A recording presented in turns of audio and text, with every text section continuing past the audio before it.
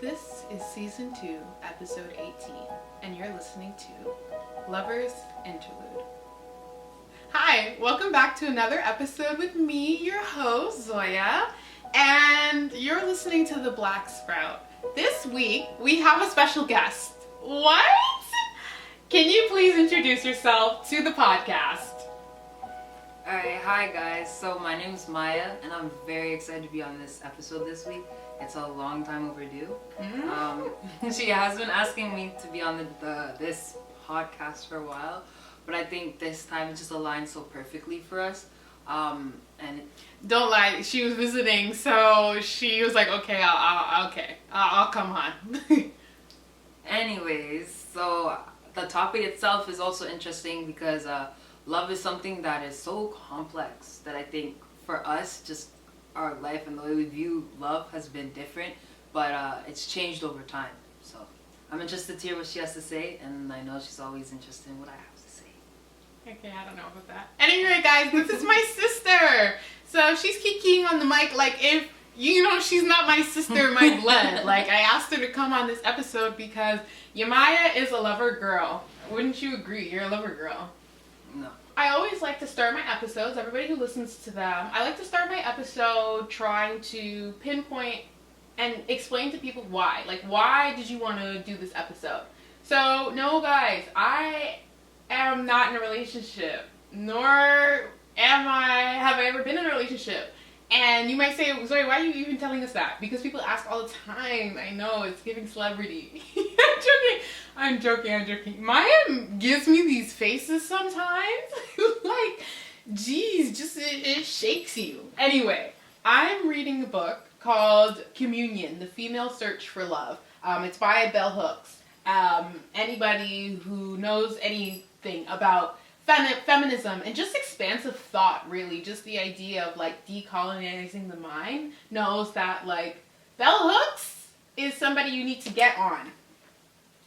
Lowercase b and lowercase h. Okay, the girlie knows. If the girl knows, then why don't you know? So I'm reading this book, and I really came across a lot of these ideas of what love is, and I feel like we're in Valentine's Day, or Valentine's month, but I mean, I know it's the day, but we're in February where we all are very aware of the fact that like right now everybody's like hyper aware of like love and being in love. But romantic relationships and romantic sexual like relationships aren't the only types of like loves you could have. And so really, honestly, I asked you to come on this podcast because you're my sister and like we love each other. I know you like to pretend. Stop. You see how she didn't want to get up and say yes? And I know you might want to be like, oh Zoya, you only have one mic. So you got to pass it back and forth. You didn't even look at me. I think she looked away when I said I loved her. Anyway, I want to start with talking about our love, okay? We have affection for each other. And I think that love and a sense of community is something that we as a society should be building, like when you think about love, what are the notions and like what are the images that are like automatically like painted for you? I think a heart. No, but really. I think that so often like love was like, especially since I grew up with Disney, we both grew up with Disney. Mm-hmm. And honestly, like, as much as I still love Disney, I actually hate it too. Because why were we brought up with the idea that there's always going to be a happy ending? That love will find us the right moment, the right time. And I think growing up, you realize right time, wrong place, wrong place, right person. The stars don't, as much as you want to talk about astrology, the stars don't always be aligning, bro. No, stop. Wait, but do you really think that there's such thing as a right person, right time? Right person, if they didn't come at the right time, like then they weren't the right person. Don't you think? I would beg to differ because sometimes you can still, a person will come into your, I believe any person that comes into your life is there for a reason. Mm-hmm. I think I heard this before. It's like there's a season. Like everybody comes for a reason. Some people just come for a season. Some people will last, but some people come for a season to teach you something. Some people, you understand. A lot of times I hear in society right now, I don't believe in love. I don't believe in love. I believe that 90% of people who say that are lying. I believe that we all know what love is. It's just a lot of us. What's love? I believe that everybody has experienced it in some capacity, shape, or form. And I'll explain what I believe love is in a second. But I believe that a lot of times, a lot of people, they receive the opposite of love. So if you know what hot is, you know what cold is. So if you know what hating is, you know what love is. So I believe that everything in life has the opposite.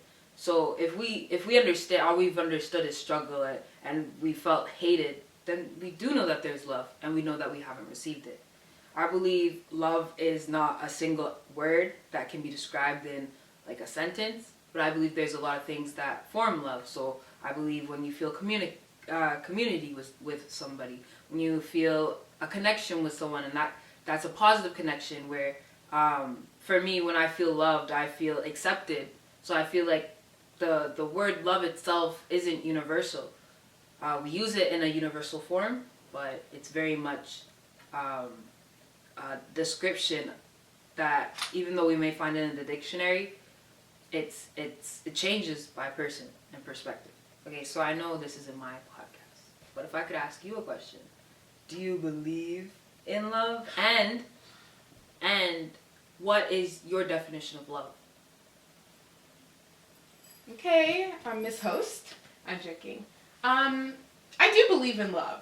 I know, right? Me, ew, I'm joking. It's because you guys don't know me. Like, you guys know me, and it feels like you know me because we be chatting on the mic, bi-weekly. Tune in each Sunday, every other Sunday.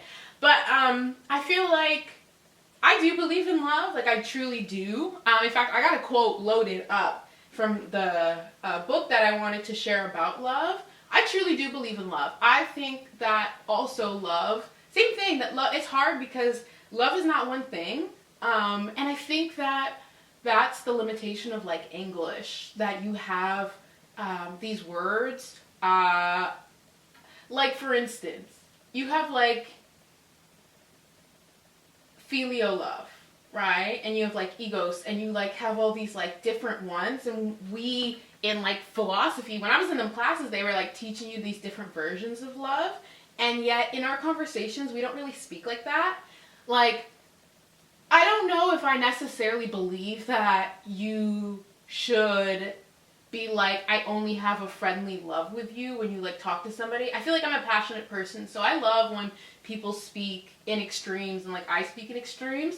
So I'm not necessarily saying like I feel like people should be walking around saying like I have a friendly love with you, but I feel like there are so many versions of like love out there, and like care, and like that, like you said, that sense of like acceptance, like that to me is love. That sense of like doing the least amount of harm with the most good intention, like for people. And even though I don't sit in intention, because they say the road to hell is like paved with intentions, I really feel like that sense of like goodwill like adds, because you can like move in life and like cause no harm because you're causing no harm, but to know that like you intentionally made that action and thought, you like try to give off that energy, that to me is love. That's what I believe. Now, Miss Questiony, I'm joking. Let me. I have a quote for you, and I kind of want us to discuss it a little bit. So it sort of combines what you were saying earlier, hence why I thought it was honestly really fitting. But this is what it is. So it says, "Knowing we were loved is not enough. We have to feel it." What are your thoughts? I believe that I 100% agree. Sorry. When you said "I believe," automatically in my head, I heard Nikki. I believe that life is a prize. Let me stop, because we don't have budget like that about copyright, but I was like, but to live does not mean you're alive. With that quote, bringing it back, with that quote, I actually 100% agree. Because I think oftentimes we say, when someone does something and we're like, okay, it goes along with the intent and your actions. You may not intend to have someone feel a certain way, but that's how they feel. Mm-hmm. Now, that may not make sense in terms of the quote, but what I mean to say is that someone may show you their version of love, but if you don't feel that that is love, mm-hmm. then you're not going to associate what they're doing as love. Mm-hmm. So I may love on you hard, and I may always buy you stuff, because that may be like, you know, the love languages. Mm-hmm. So if someone's not a material, their love language is gift giving, and you're always giving them gifts, they may interpret it wrong. They might not be like, oh, they may not think that you're trying to love on them, you know? Whereas if you're more of a quality time and someone's spending time with you, they're fueling the love that you desire, right? So I think that that yes, the quote about someone may love you but you may not feel love, mm-hmm. is 100% true, mm-hmm, mm-hmm. because it depends on perspective and how receptive you are to the way they love you. Mm-hmm. So you and me are both adults. Anybody want to check our IDs? And so we're allowed to cuss. I know, it's crazy. Our parents don't like that. But there is a concept within the book that I was reading that I think ties, well, it's a book about love, but I think like it ties so correctly and so effectively. And I feel like when I speak and tell you this, and like explain, you may, if not have felt this, may understand and have seen this amongst maybe your friends, your peers, and whatnot. But just this idea that, you know, women through feminism, and this idea that we are taught from young to love, right? Like, I'm going to give us a little context. I'm going to tell you the point, but I'm going to give us some context. We are told from young that we just seem to have so much more love in us, right? Like, women are just kind of seen that way. And I mean, that's not necessarily true. Gender is a social construct, and these like ideals we place on people are based on nature and nurture and whatnot. Like, it's a lot more complex than just the genitals between your legs. And, you know, it was speaking about the ways that you are shown love and who and how you're taught love. And often, our ideas of love come from heteronormative images of what love is. So mom and dad, happy home, happy life, happy wife, all that stuff. Now, we're children of divorcees. So we don't know what that's like. It's funny because I think I told someone the other day that I really only like, a year or two ago really realized that like anniversaries are important. Because the only anniversaries I always knew was like Becky on the block, like having her like, that was her third boyfriend, like, and no shade, like, actually, I'm not slut shaming, nothing, I'm just saying, like, if my idea of love, right, here we are forming our concepts of love and understanding commitment, and to me, the most committed relationship I was seeing was the kids in my class, and their relationships lasted a month. Why'd you hang your head in shame? Because I used to always say, probably because I always thought anniversary, you know, it means 1 year. Mm-hmm. And oftentimes I'd see on like Snap, Instagram, happy 1 week anniversary, happy 1 month. And I'd always question it because, as she said, she's single for a reason. I'm single. But I've been single, so I was like, maybe it's because I haven't been in a relationship. Who am I to judge? Like, maybe that's a milestone. But I feel like also through like age and time, like, mm-hmm. our ideas of milestones are so different. Mm-hmm. Like, to see someone last 25 years, like, be married for 25 years is astonishing for this generation. Mind-blowing. But how often did, like, when problems arose back in the day, did like, we have you go to, like, older couples, and they're together for 50, 65 years, and they actually deal with their issues. And I think also when you love someone, what? No, go actually finish your sentence, then I'm gonna rebuttal. But I feel like when back then, like, they actually worked on their issues. So I feel like love now is so like, oh, it's so much rooted in a feeling. When I feel like if you love someone, there's gonna be days when you don't love them. So you're gonna have to work. It's a relationship love is something that you always have to work on, and it's a compromise. Like, to love someone is not easy, and to love someone is also to realize that they're gonna grow, and you have to either grow with them, or you gotta figure out something, or else you're gonna have to let them go. Okay, so actually I hear you on the like old head type thing, but I would like to put this into context. Realistically, women economically and socially have held less power than men, so it's actually a thing of survival to stay in your relationships, right? Like, women have more power now. Like, the reason women are not forced in feeling like they're trapped in these relationships is because they're not trapped. Like, you were before, right? Like, you had to stay in the relationship because you couldn't buy land. Like, you couldn't own a house. You know what I mean? I will work through my issue too. No, sorry, laugh like that. No, like, I would work through my issue too. Where am I gonna go? I can't open a bank account.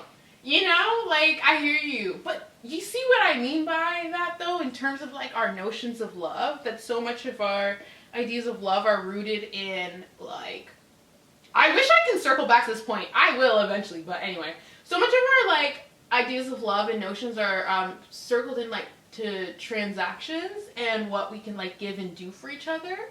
Actually, literally perfect example. So the girlies know, I be working at a barbershop. I'm a receptionist, and I work at a barbershop, and I like to dress cute, okay? I don't know, I like to dress cute. I like to think I have a little bit of style.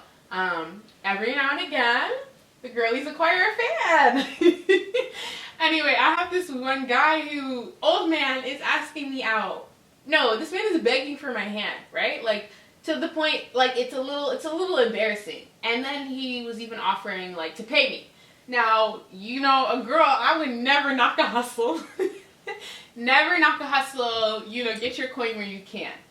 It was just, this is my place of employment. I like to keep my business and my business separate. No, I'm joking. I felt uncomfortable, okay? I felt uncomfortable. Anyway, this man offered me money. The next time he saw me, he was trying to say that I was a transactional person. That my love was transactional. Instead of remembering that he had asked me out to dinner, and I said no, and then he said he'd pay me to go to dinner. Who's the transactional one, okay? Anyway, let's actually get to this point, okay, guys?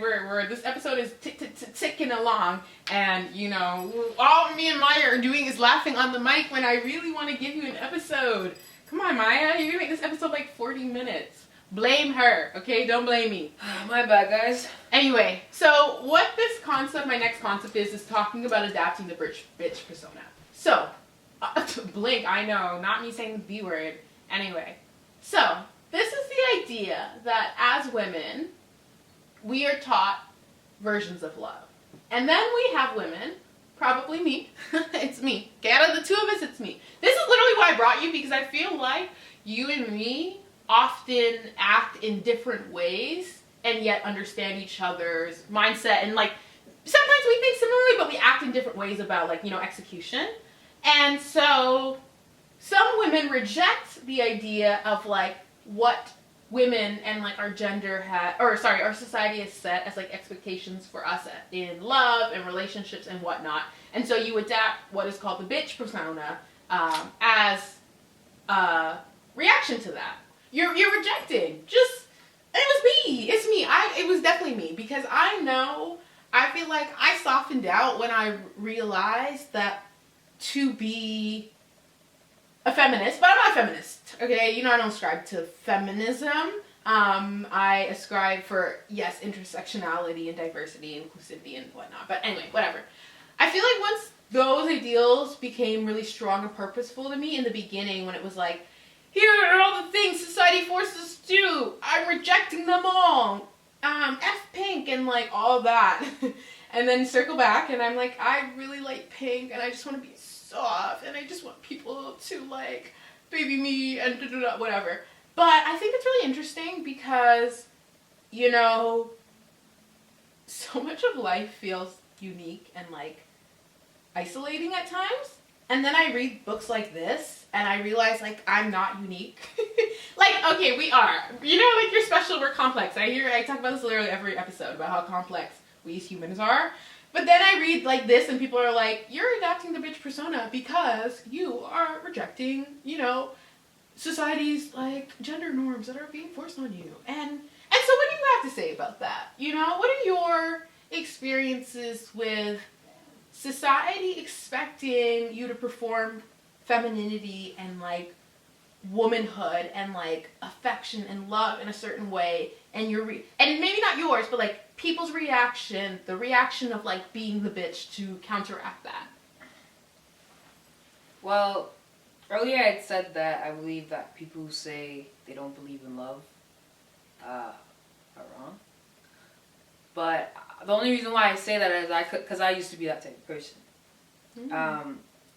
I think that when it comes to adopting the bitch persona, excuse my French, I think that why I know that was me and somewhat still is me is because I'm still a work in progress. Like art. Scorpio moon. I believe I'm art and I'm always meant to, I'm still painting my life. It's still always moving. I think that because I grew up with a mother who was so independent, I believed I had to be independent. I love my dad. I love my dad. Mm-hmm. But I grew up without him here by my side every day. So all the decisions were through my mom. So a lot of my vision of how life should be, how life can be, it can just be a female running the operation. So for me, to start working in a workforce and see that,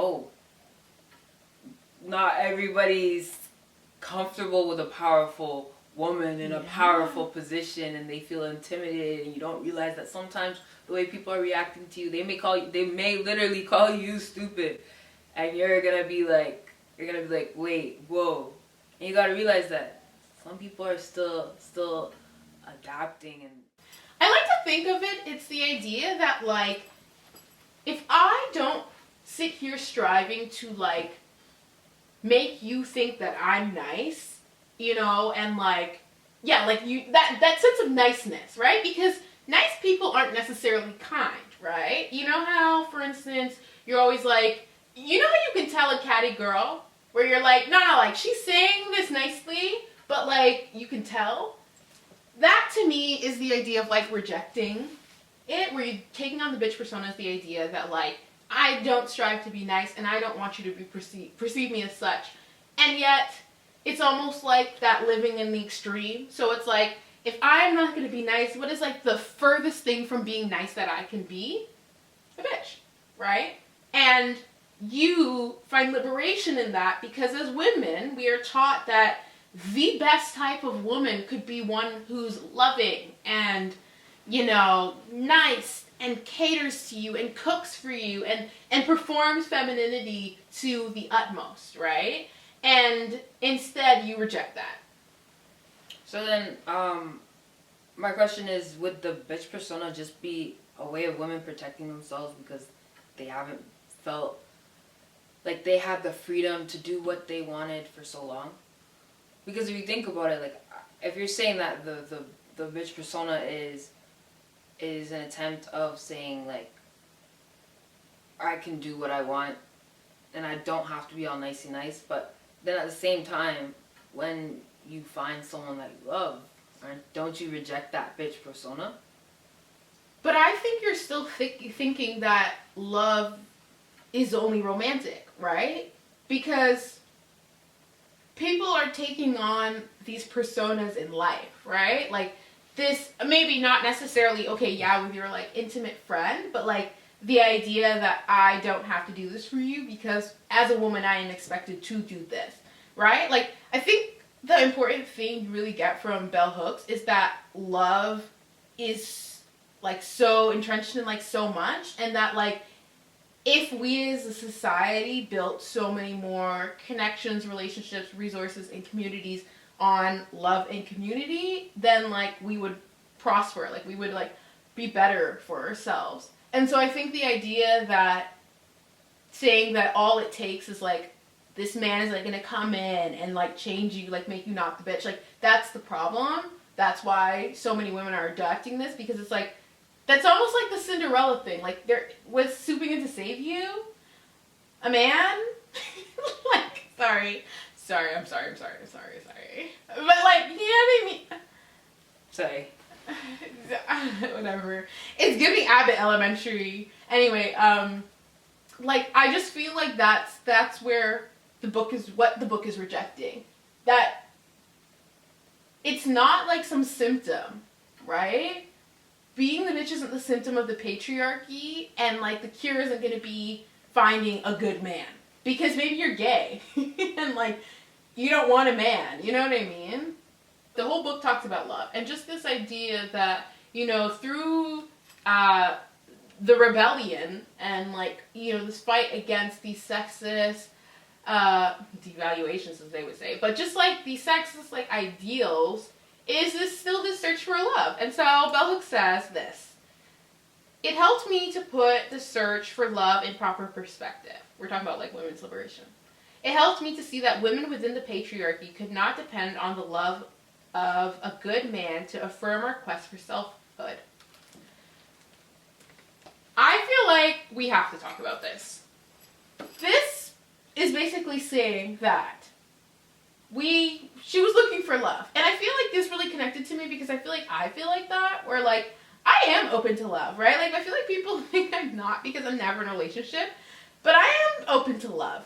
I just feel like if we are looking for identity and self-fulfillment and like satisfaction, contentment even, I don't know, with ourselves, and that is being found through a relationship. Like, I'm not saying it's easy not also being in a relationship, but I feel like being single is hard. Being in a relationship is hard. Like, everything, life is hard, but it's more about like, how are you gonna like spend your heart, and what heart would you rather choose? I just see so many people sometimes in relationships and they're just not happy, or they don't communicate. And I'm just like, I would like to learn and grow myself, okay? Like, hence the name, Black Sprout. Like, I am literally a little baby. I'm just a sprout. I'm just figuring out life. Every moment that I'm like, maybe I should be in a relationship, then I see one, and I go like, no. I don't want to be there. But what do you think about that? Finding yourself in the patriarchy. Why do you think there's such a struggle with that? I guess when it comes to finding ourselves, I think that something that a lot of us aren't aware of is how much society influences us. Mm-hmm. Social media, like right now I'm on the wave where I've cut out social media. And I'm living my best life. Are you actually? I think, so let me be honest. I scratched out Snapchat and Instagram, but a girl got a little bored, so she downloaded TikTok. But I think that we see so much of people's lives, and we're like, oh, like you just even said, you see relationships, you see this, that, and the other. You see people traveling, you see everything that you don't have and you want it. Mm-hmm. And I think that adds to that adds to us not accepting that we don't have it, but being okay with it. I think it comes back to like when we used to eat at our table, we used to be like, okay, like yeah, we're still kind of hungry, but we're satisfied. So yes, you may want more. I listen, guys. If there's any single guys out there, 6 figures, I will settle for it. Listen! I'm kidding. This is not a dating show, and I am not pimping nobody out on my page, okay? Anyway. But I think it's, in all honesty, I think that it's just our reality isn't always as picturesque as we want it to be. We see other people doing as you believe better, but how you don't know. And so I think our self-worth is a lot of times based on our assumption that someone else's life is better than ours. But if we become satisfied, I feel like when you have a good self-esteem and when you love yourself, you realize that, okay, I may not have everything, but I'm satisfied with what I have. Mm-hmm. And anything that I don't have, I can make steps to attain it. Okay. Because I honestly believe that a lot of things, you can make do with what you have, and you can always achieve more. Okay. Okay. Where would you say you are in your journey of self-love? Guys, I'm not that far. I am not that far. Actually, to be fair, I'm actually further than I was Yesterday. Tricky. yesterday. No, I was gonna say about 2 years ago. So I'm in my 20s now, but when I was 16 was when I actually hated myself. And then from then it was like on ups and downs, ups and downs, ups and downs. Realizing that I heard this thing and it's like, your life is like a heartbeat. You don't always want to have ups. And you actually, sorry, it's not that. So if you ever seen a heart monitor, and I'm not a scientist, I'm not a doctor, best believe I'm not a doctor, so I'm not diagnosing nobody.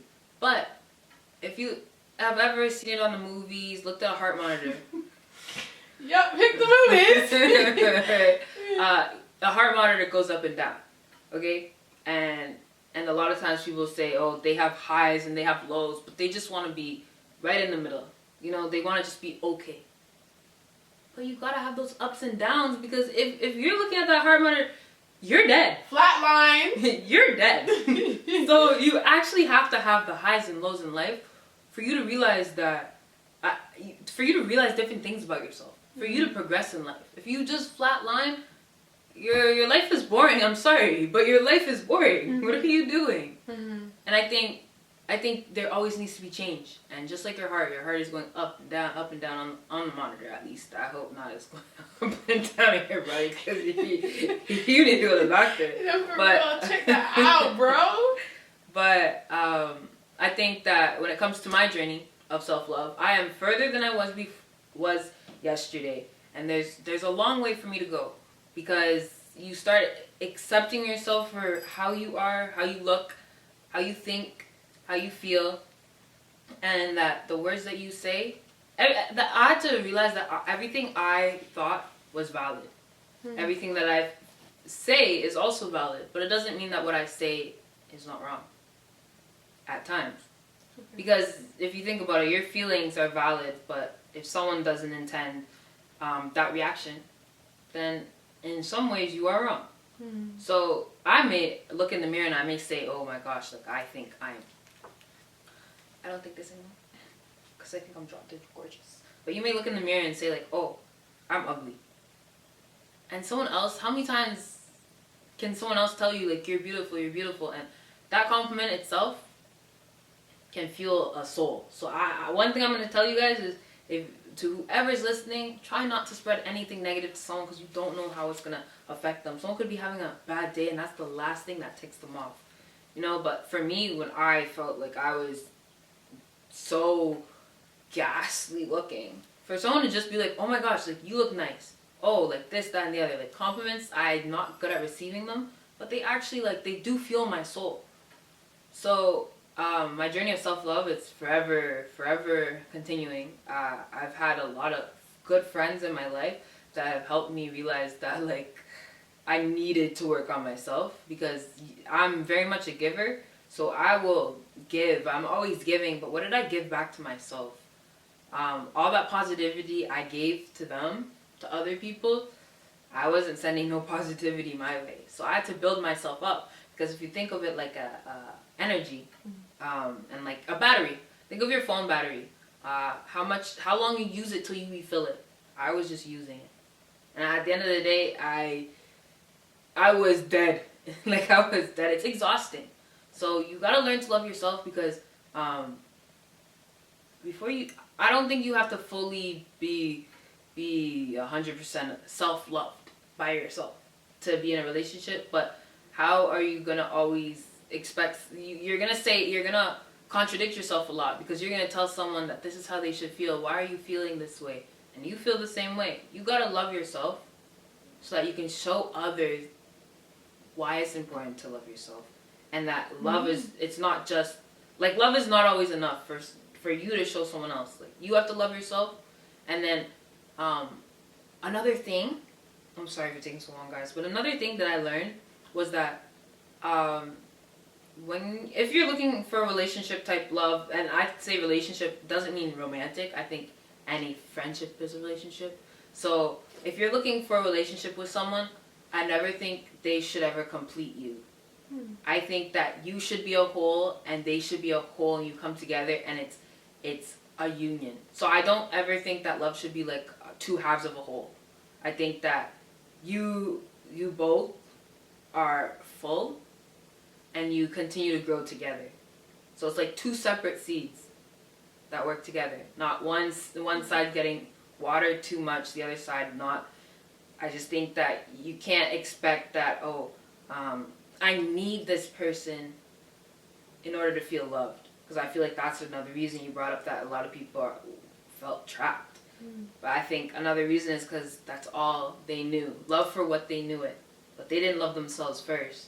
They let that person come in their lives, show them what love was. That became their perception of love. And you see a lot of people when they break up, they're devastated. Because some of them never knew love as loving themselves first. So I always say that it's important to love yourself. I like that you brought it up. It's important to love yourself before you get in a relationship with someone else, because they aren't everything.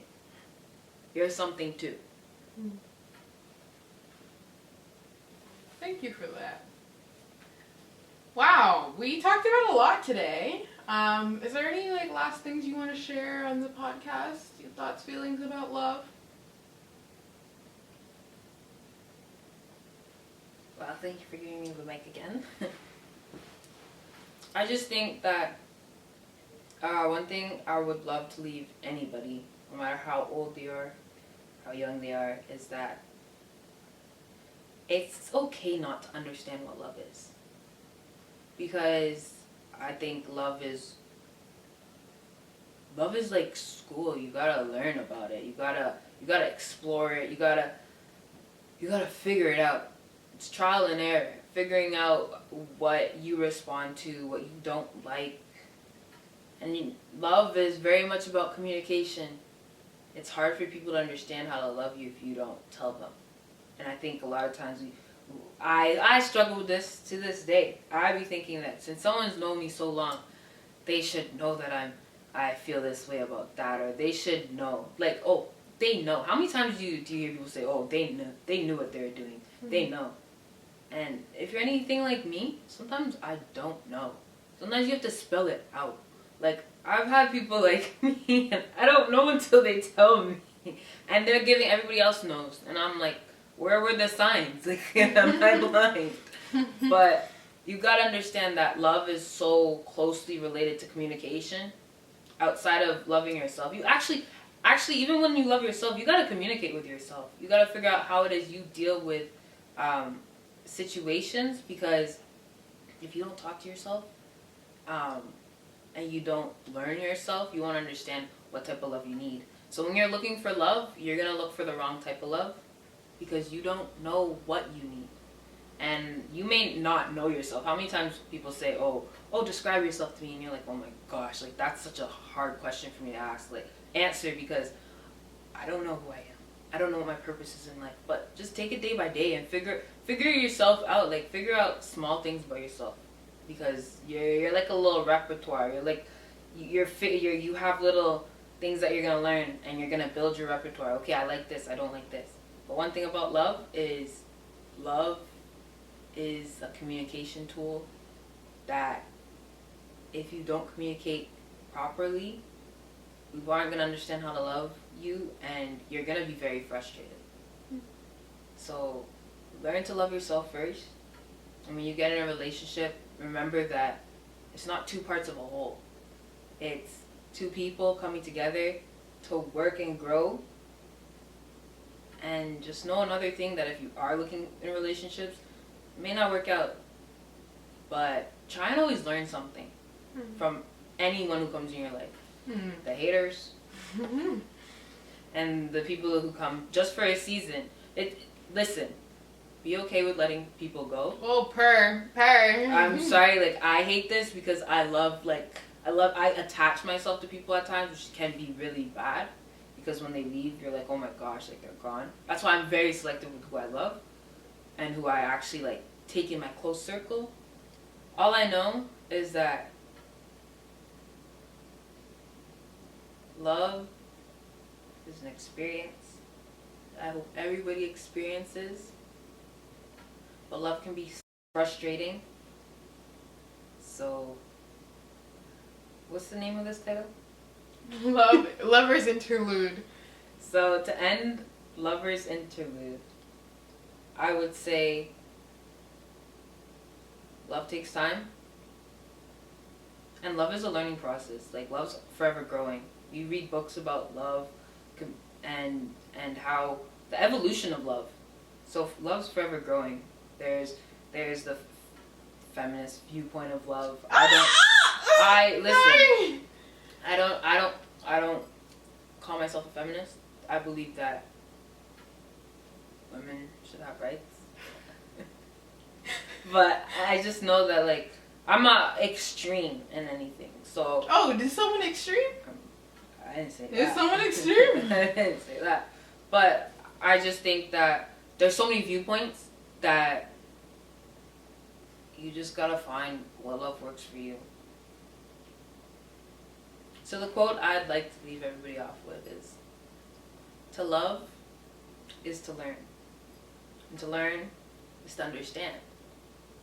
And when you understand how to communicate, you can love in the right form. Okay, purr. By Maya. Not the exclusive, okay. Colt writing, speech writing, hit up Yamyiah. Maya. She's got you. Okay. Anyway, thank you so much for coming on to my podcast. I really appreciate it. I mean, I know you're my sister, but you don't listen to me. So, I really appreciate that. I hope you had a good time, did you? I believe that if this was my podcast, I would have talked about a lot more. What do you want to talk I about? was capped today. Okay. But seeing as I actually think love is like such a big topic, that like I would most definitely come again. Maybe I would do a little more research than just sit here and get thrown words that I actually some of which I didn't understand at the time, but I actually learned a lot. I did. And if you know me, I have a lot on my mind, so I'll forever be willing to talk. Words just be flowing. Like, I feel like, see, I'm an MC, secretly. But I actually really enjoyed this podcast. My sister has a lot of podcasts, and if you guys... Episodes, you mean? Listen, podcast episodes, tomato, potato. All I know is that, it was a pleasure to be on this week's episode. I can't wait to listen to it myself. But I'm gonna leave my Instagram and maybe I'll start my own podcast soon, because but I honestly, you may see me a few more times, because who knows? Listen, give me the mic and the mic doesn't want to leave. So have a great weekend. Bye. Well, that's a wrap for this week's episode. Thank you so much for listening and tuning in. I hope you enjoyed our special guest. If you want more of those, let me know. Let the numbers speak for themselves, and maybe I'll bring more guests on, okay? As always, make sure to follow us on our socials. That's Black Sprout on Instagram and Twitter, BLCKSPROUT. And make sure to join the newsletter. They're coming soon, okay? But they're loading. So join the family, join the team, join the shed. It's a garden, we're growing, and we're so happy to be here. And I'm so happy to have you. Stay tuned for the next one. Bye! Bye! And guys, this podcast was produced by Zoya Davis.